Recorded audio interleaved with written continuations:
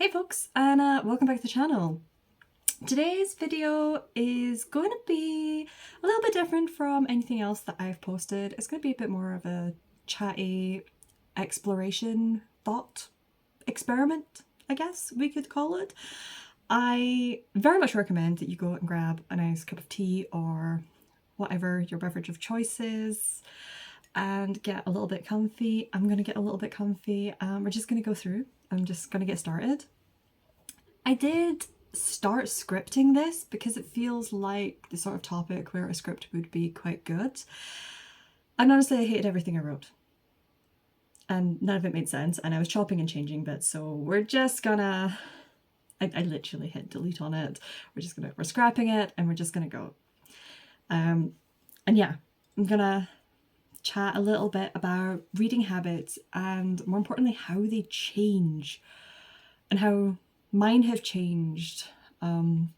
This has kind of been inspired by a couple of things. I wanted to do, and I might later on at another point, but I really wanted to do a video sort of exploring what a favourite author is, and not along the lines of here are my favourite authors, but what makes a favourite author. So for example, I always give Robin Hobb as one of my all-time favourite authors, but what is it about Robin's writing and the books that make her a favourite author compared to, say, Brandon Sanderson or Raymond Feist? And why is it after all of these years she is still my favourite author? I spent a lot of time chatting to friends and other people about what their favourite authors are, and turns out some people don't have favourite authors, which absolutely blew my mind. So as you can see, there was a lot of options and things to... not options, but there was a lot of food for thought there. Those of us that do have favourite authors, how we class someone as a favourite author is very different. I know some people literally score their books. Some people it's, well, this is the author I've read everything from. For some people, a favourite author, they can have a favourite author and have only ever read one book. And yeah, that's sort of like what started all of this, because it got me thinking, like, I always class Robin Hobb as my favourite author. I haven't actually read anything from Robin Hobb in at least 5 years. I used to reread every year, but it's been at least 5 years. So can I still count her as a favourite author? Yes, my instinct is yes. And ultimately I think it comes down to what a favourite author is entirely instinctual.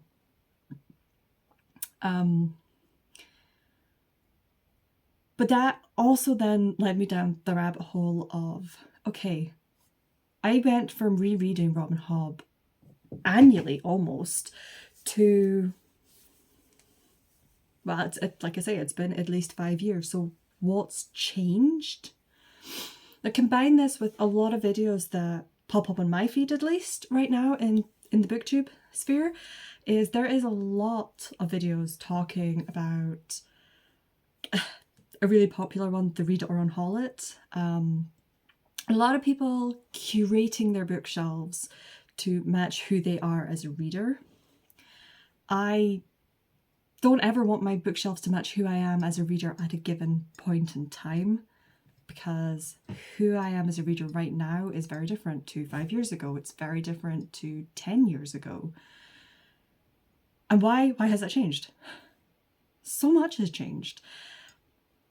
Personally, my bookshelves are a reflection of my journey as a reader. We have my TBR bookshelves. These reflect the books I aspire to read. These are who I want to be as a reader, who I'm excited to be as a reader. Downstairs, in any of my videos that are not filmed from this location, they're filmed down in my living room. And so occasionally you will see those bookshelves. Those are my read books, the books that I have for the most part, with a couple of exceptions. They're all the books that I've read. And they do not all reflect who I am right now. and my reading, where I am in my reading journey right now, they are every reader I have been. There are books I have owned since I was in primary school or very early high school, and then there are books that I bought last month and everything in between, because who I am, the amount of times I'm going to say who I am as a reader has changed. Bear that in mind. But it has been a journey, and who I am right now and what I read right now and what I want to be reading in 10, 20, 30 years is going to change and evolve. And I fully expect it to circle back round to a lot of those books. So give it another 5, 10 years and I'll tell you, oh, see that 5-year gap where I didn't read Robin Hobb? Yeah, it was just a blip. Because I think that is just a blip.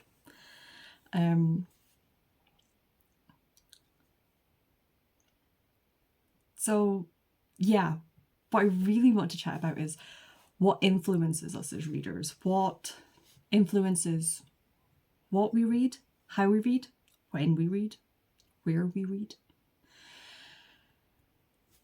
and all those varying things.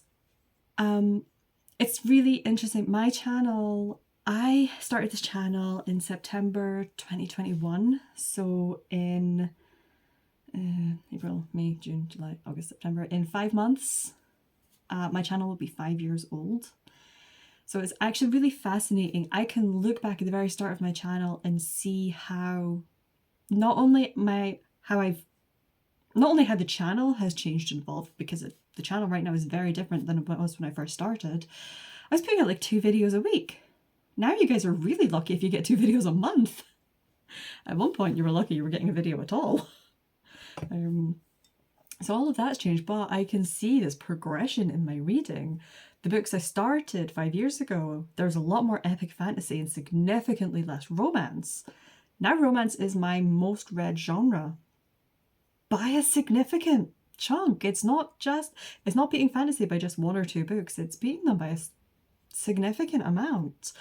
I've got my April. These are the books I've finished in April so far. They're all romance. They're all contemporary romance. Although the game changer ones, we blame on a very specific person. They were not planned in the slightest. But if you'd looked at that, I want to say even last year, you might have gotten off with it last year, but if you'd looked at my April from 2 years ago, 3 years ago, it would predominantly have been fantasy, or maybe fantasy romance, because who I am is changing. What I want to read is changing. So what has changed? Well, for starters, I've grown up. I've grown older. What I wanted to read when I was 16, when I was 6, compared to now, when I'm 36, it is going to be different because I am a very different person. And I think we do have to take that into account. Who we are changes as we experience life, as we go through all of the motions. And hopefully you're not just going through the motions, hopefully you are genuinely living your life. That is my main wish for everybody, is that they can just live their life. Don't let life happen to you. I really hope you're not just going through the motions. But yes, I've grown up. Obviously what I'm reading compared to when I was 6 is very different, and there's very little overlap, if any, between what I read now and what I was reading at 6. There is a bit more overlap between what I was reading at 16 than what I'm currently reading. I would argue there were some things I probably was not old enough, I was not mature enough to read, but we read them anyway. We can blame my grandmother and my mother for my introduction to let's say urban paranormal romance. At 16 I was pretty much only reading vampire porn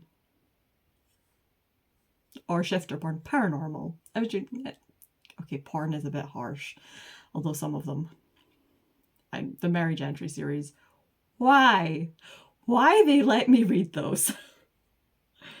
I'd shown interest a few times because my mum was really into reading. And I'd shown interest a few times.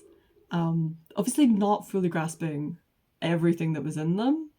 And when I reached 15, my grandmother was like, "Oh, Mary, just let her. It's not like she doesn't know what sex is. Go on." And so I picked up my first Laurel K. Hamilton. I started reading the Anita Blake series.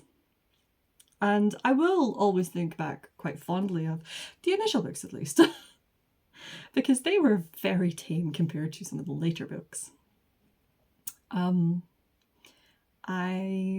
then I was reading, there was the Dark Hunter series, Sherilyn Kenyon, I think. There was the Carpathian series by Christine Feehan. Interestingly, so when I first started reading the Carpathians, I ate them up. I loved them. They were great. The chemistry, the lore. Admittedly, I think I was more into the lore than anything else. Even back then I was skim reading the sex scenes because that's just who I am now. But yeah, I thought all the relationships, they were great. I didn't see anything wrong with them. A few years ago I did reread Dark Prince, and wow, it has not aged well. It is problematic as all hell.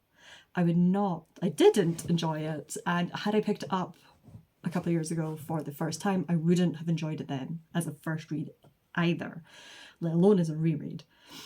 And that is because as I've grown up and I've experienced life and I've matured and I'm a lot more secure in who I am and what I believe and what I will and won't put up with, both in real life and more importantly in my reading for the sake of this video. Yeah, 16-year-old Amy didn't see what was wrong because 16-year-old Amy didn't know better. 36-year-old Amy knows a lot better and is a lot more objective. But also because I've read so much in the last 20 years, I have a much bigger pool to compare to. So I can be like, when it's the first thing you've read, oh my god, that's amazing because it's opening so much doors. Now, I'm like, there's much higher quality for me to pick from.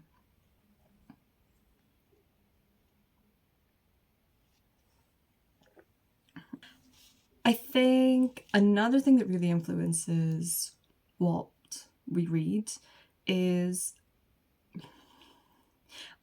now forgive me if I don't put this delicately or if I don't put this concisely, but or if I put this in a way that doesn't fully make sense.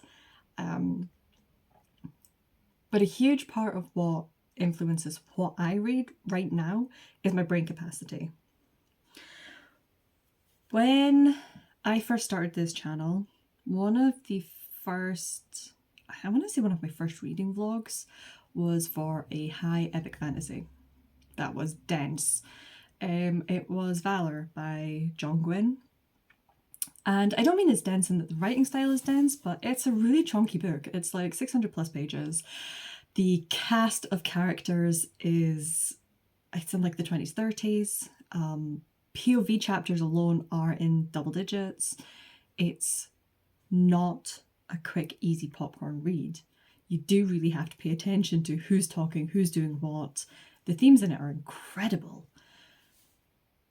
But when I first started my channel, that was the sort of books I was reading. And in the years leading up to it, I read so much epic fantasy. And denser books, like I wasn't afraid of picking up a classic or something like that. Because I had the brain capacity for it. I had the space in my brain. My brain was never tired. Certainly not in the academic sense, my brain would get tired in a I have depression and anxiety way, but not in the I've been working all day sense. I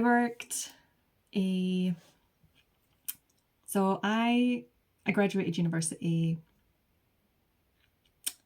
in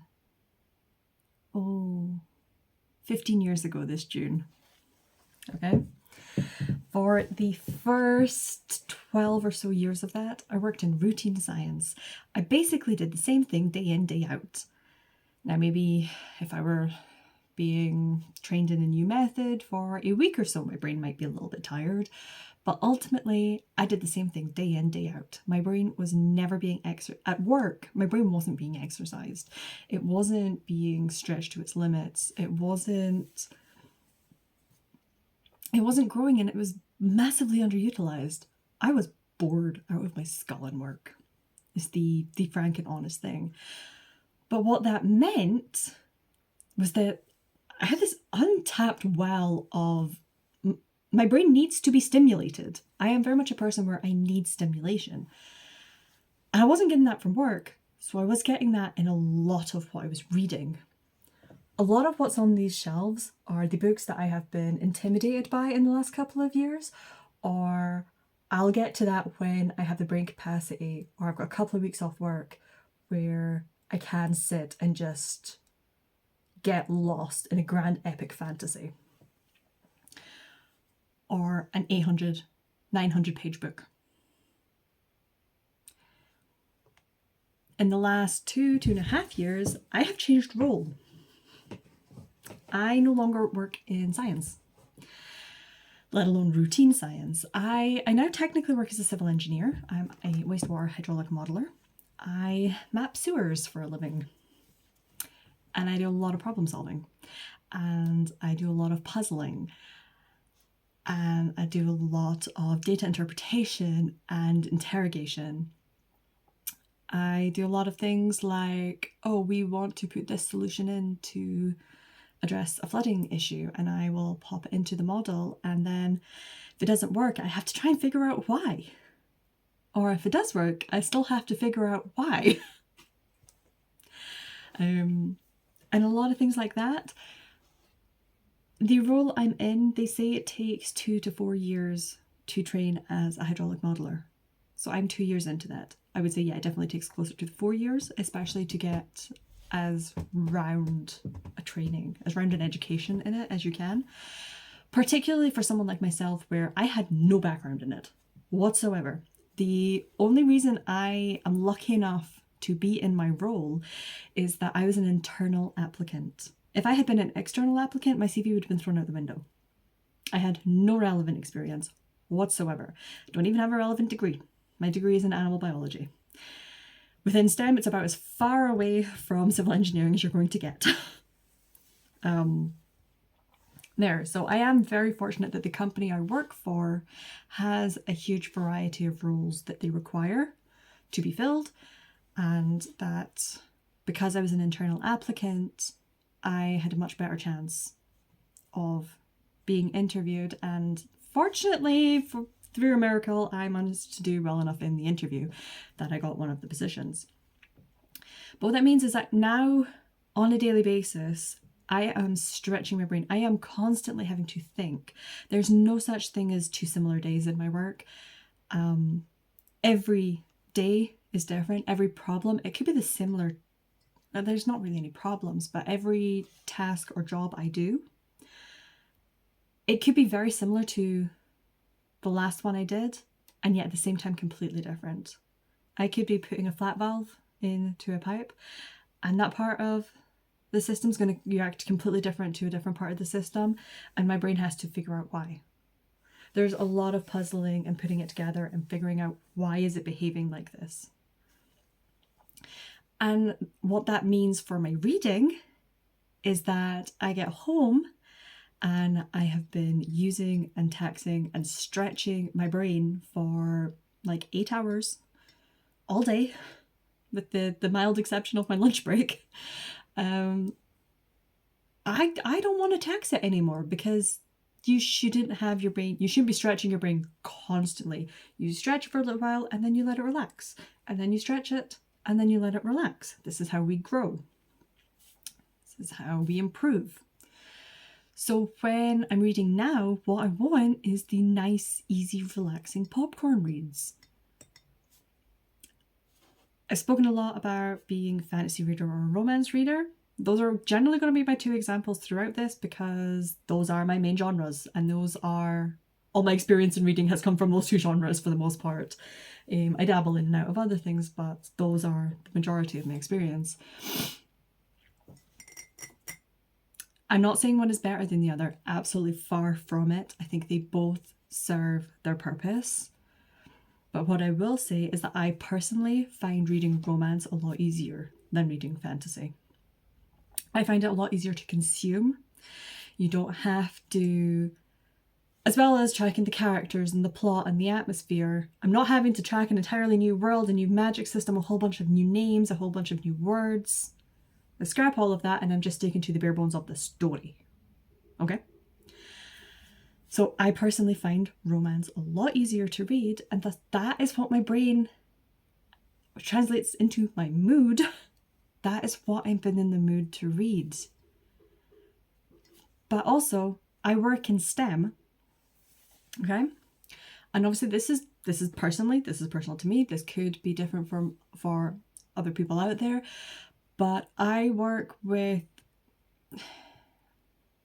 to an extent, I work with a lot of hard and fast rules. If a pipe is facing downwards, the water is going to go downwards. If the water is flooding at the top, we know there's something there, and I know the issue's not down here because water doesn't defy gravity. Okay? So I've got all of this. There's not a lot of feeling. There's not a lot of, I don't want to say there's not a lot of feeling and not a lot of emotion, because I can feel a lot of emotion in my job. A lot of frustration when things don't go right, and a lot of pride in myself when I do get it right. But it's not a cozy, touchy-feely, we all sit around, I mean obviously we all sit around and joke about a little bit, but it's not a, you know, it's not an emotion-based role, let's face it. I'm not a therapist or something like that. So I tend to crave the opposite when I am reading. I do read as an escape. A huge part of why I picked up fantasy was this world, let's not live in this world. And as far as what's the furthest I can get away from reality is to go spend time in a world that doesn't even exist.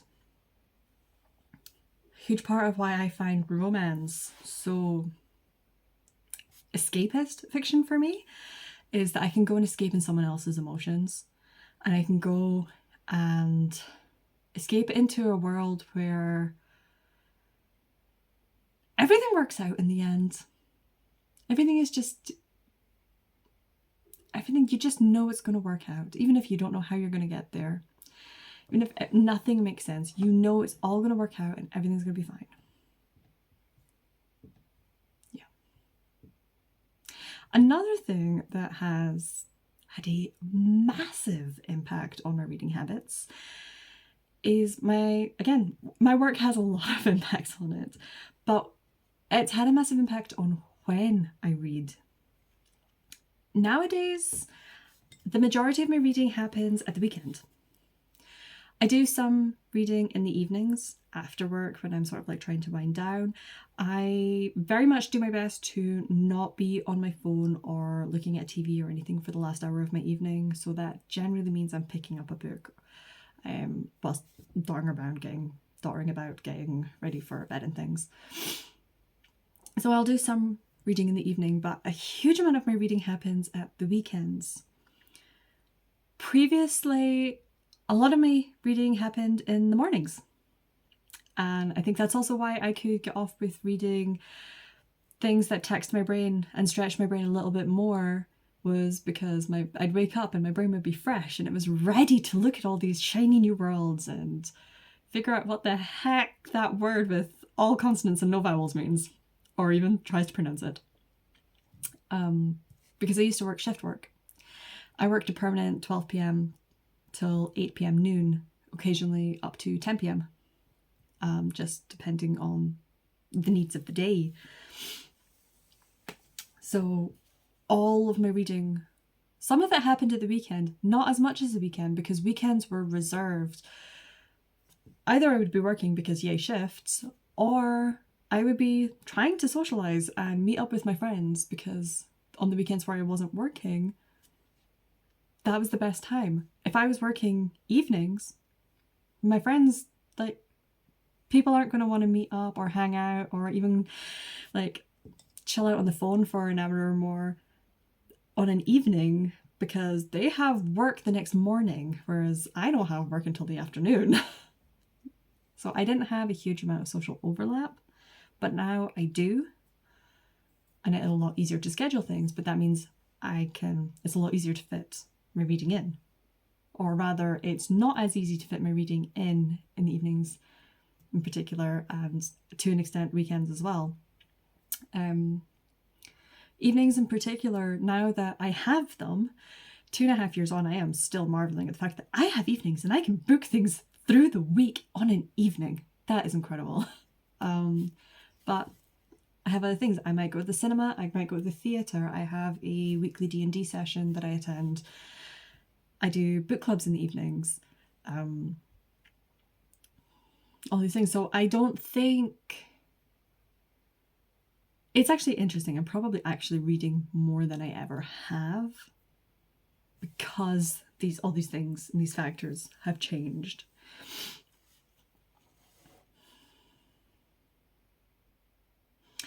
And I guess whilst I'm rambling on a little bit about reading habits, I could talk about my channel a little bit, because I think that has been very much influenced by where I'm at, what I'm doing. You will have noticed in the last sort of 2.5 years, the regularity of my videos has gone down a lot. I think I'm slowly getting back to a place where I can be a bit more consistent, but I'm absolutely not going to make any promises, because at this point I've just accepted that there isn't consistency. There's no space in my brain for this type of consistency. But also a huge part of that is I've been very open from day one. Editing is not my favourite part of my channel. Obviously, I love the reading involved. I really enjoy making the videos. I enjoy the variety of videos that I can make, and I have been trying to spend a lot of time exploring all the different types of videos and figuring out what works for me, what doesn't work for me. What I have discovered is that making the same type of video consistently doesn't work for me. I burn out. You'll have noticed I went through a phase where I was doing a lot of reading vlogs and then they just stopped. I have probably posted maybe 1/3 of the reading vlogs I've done. A lot of them get trashed halfway through because I forget to film an update, or I look over what I've said and I'm like, that was rubbish. And yeah. Part of it as well is in changing my role. I'm now on a desk-based role. I sit and stare at a computer all day, with the exception of my lunch break. I like to go for a walk during my lunch break. So when I get home, I really don't want to sit and stare at a computer. I just really don't. Which makes me less likely to do any editing. I have filmed so many videos that you guys have never seen, and not just the vlogs. I just never get around to editing them. And then once they've been on my phone for like 4 to 6 months, I end up deleting them because I'm like, it's 6 months ago, I'm never going to film that. I'm never going to put that up. So that's maybe a goal for future Amy, to try and be a little less critical of what she films. And yeah.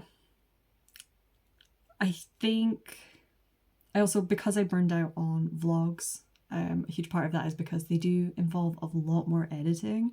So maybe need to try and have a look at more regular sit-down videos. I have been making concentrated effort, although it nearly fell apart on the second hurdle. We saw how late my February wrap-up went up. But I have been making more of an effort to get back into doing my reading wrap-ups. They dropped at the wayside because for a while I was consistently making enough videos that I felt like the monthly wrap-ups were taking away from other slots. So I pulled back on them. and that just resulted in a lot of other things falling back. I really want to get them back up, so we've got a few things in place. One of the biggest helpers has been that books do not get put away downstairs on my reading shelf, on my red shelves, until I've done a wrap up. So they sit here on my desk as a neat little reminder of, hey, look how much you read this month. Which is quite nice. It's quite a boost, but also if you film a video, you get to put them back down on your shelves. And it is really satisfying just putting a whole pile of books on those shelves. It's incredible the things we do to trick our brains. The things I have to do to trick my brain. I apologise if you hear random noises. Maisie woke up again. She has been unsettled is probably the best way to describe it today. Now she's playing. So we leave her to it because she's happy. But it's been a very windy, it's been very dry this weekend, but it's been very windy. And Maisie doesn't enjoy the wind, so...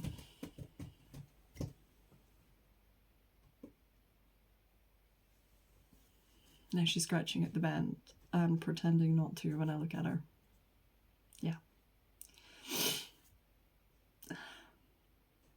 Anyway, where was I? Yes. The types of videos and my consistency has changed. And a huge part of that obviously is because I went from being in a very practical role where at most I would be in front of a computer for an hour or two through the day, and now it's like 7-8 hours a day, so that is going to change.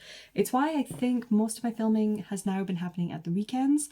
I used to film and edit all of my videos weekday mornings. Obviously mornings when you get the best light, but that just was the one that naturally made sense to me. I would, any time I had a video, it would probably have been, if not filmed, it was definitely edited the morning it went up.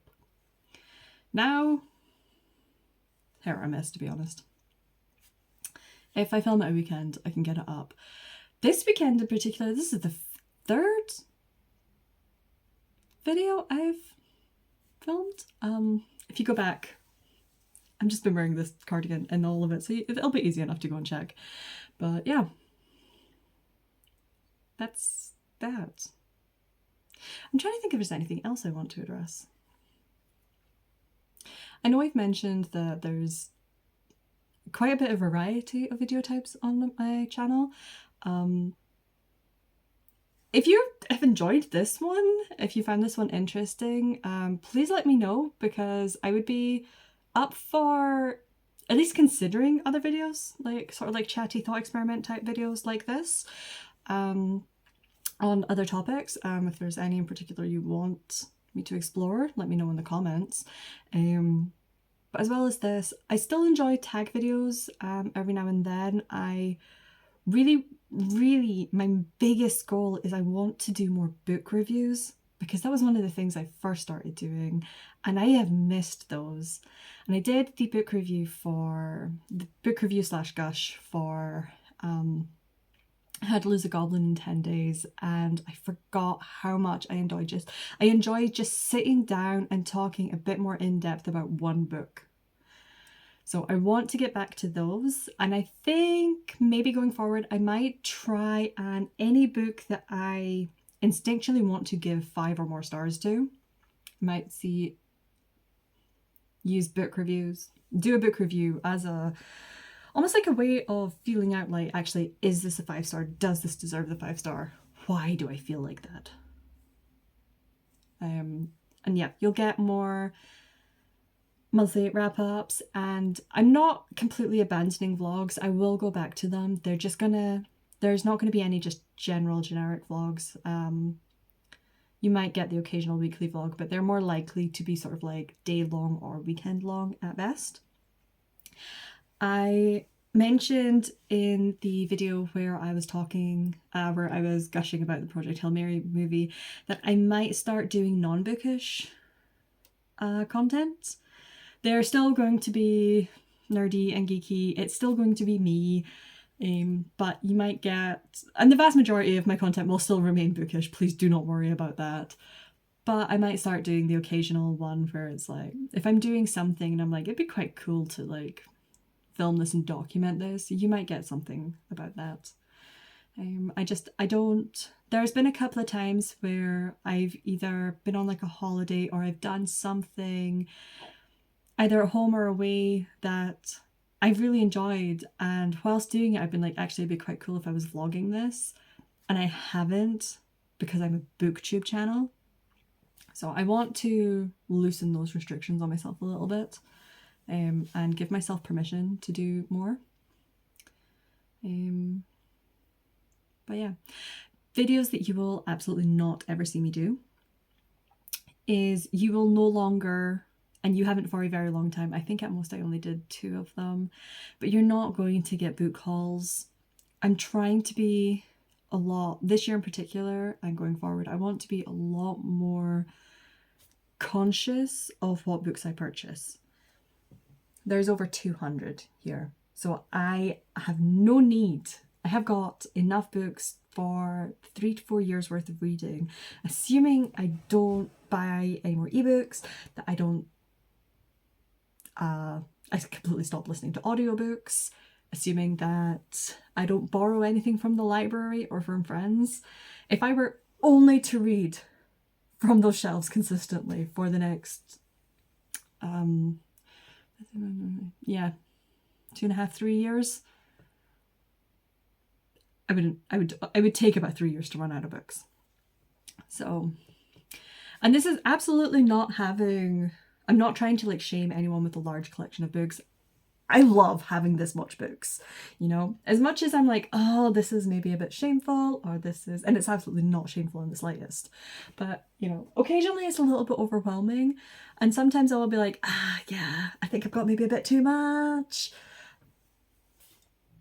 I love that whether I'm up here or downstairs, I can look about the room and go, yeah, I got a lot of books, and books make me happy.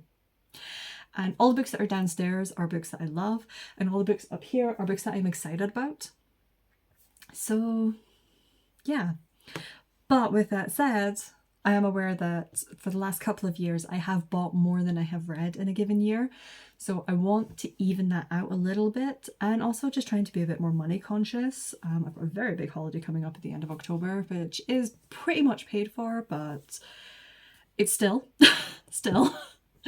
got, I would like a bit more spending money and various things, and with the state of the world being as it is, you know, everything's just getting more and more expensive, so I want to be more conscious of that. So I'm not saying you will never get a book haul, but it is very unlikely that you will get a book haul, and if you do, they're going to be in something like, I'm on holiday and I visited a bunch of bookstores that I'll never get back to, so I bought something from them. It'll be along those lines. What you'll also never see me do, and I think I can fairly confidently say I have never done one, is a book unhaul. Which is not to say I don't unhaul books, I do. I just don't, I don't want to say I don't advertise it, but I don't leave them hanging about as much as I can. And I don't, yeah, a huge part of it is I just don't leave them hanging about. So when I unhaul a book, it is because I've really not enjoyed it. If I DNF a book, if I ever tell you I've DNF'd a book, 99% of the time I will unhaul that book. What I will do is the next time I have book club, I will just take it along to the library with me. Sometimes if I've DNF'd it, but I'm like, okay, I know my friend will, it didn't work for me, but I know it will really work for a friend, I might give it to them if they're interested. Occasionally I will, if I've gone through a spree of them and I've not been to the library recently, I'll just pop into the local charity shop. I don't really sell my books. I feel like maybe I should, but because I do that in such dribs and drabs, I just feel like it's not worth it. But yeah. I think I'm running out of steam a little bit, but this has definitely been an interesting video to film. I've been thinking about it a lot for weeks, if not a couple of months now. So let me know your thoughts. Did this work for you? Do we want to see more of this? And yeah, is there anything habit-wise that I didn't cover or discuss that you would find interesting or that you want to comment on? Do you have any interesting reading habits or influences? Let me know down in the comments. Let me see how you get on. And in the meantime, I will see you guys. Well, first, if you made it this far, please like the video. And subscribe if you want to. And yes, now I will see you guys in the next video. Bye!